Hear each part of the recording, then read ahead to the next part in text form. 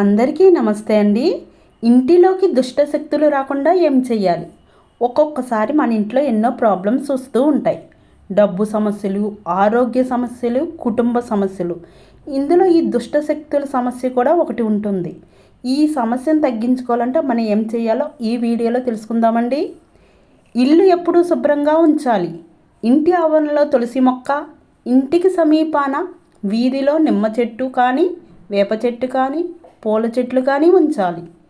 ఇవి దుష్ట శక్తులను అడ్డుకుంటాయని తత్వశాస్త్రంలో చెప్పబడినాయి. ఇంట్లో ప్రతిరోజు దీపారాధన చేయాలి. స్త్రీలు నెలసరి సమయంలో నియమాలు పాటించాలి. ప్రతి ఇంట్లో తమ ఇష్టదైవం యొక్క దంపతులుగా ఉండే చిత్రపటాలు ఉండాలి.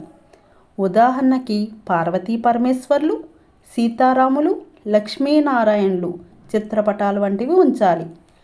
ఒక్క పార్వతీదేవి చిత్రపటం, ఒక్క పరమేశ్వరుడి చిత్రపటం ఉంచకూడదు. ఇద్దరు కలిపి ఉన్న చిత్రపటం ఉంచాలి.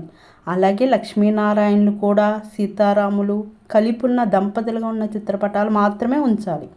ఇంటి ప్రధాన ద్వారం గడపపై పూలు ఉంచిన, ద్వారం వద్ద నిండుగా నీళ్లు ఉన్న రాగి పాత్ర ఉంచిన మేలు కలుగుతుంది.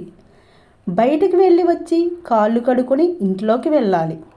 ప్రతిరోజు సాయంత్రం ఇంటికి వచ్చాక జేబులో నుండి కనీసం చిల్లర నాణాలు తీసి ఒక హుండీ లేదా డబ్బాలో వేసి డబ్బులు నిల్వ చేయడం అలవాటు చేసుకోవాలి. Thank you for watching.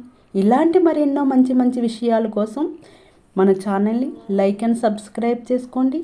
మీకు ఈ వీడియో కనుక నచ్చితే షేర్ చేయండి. Thank you.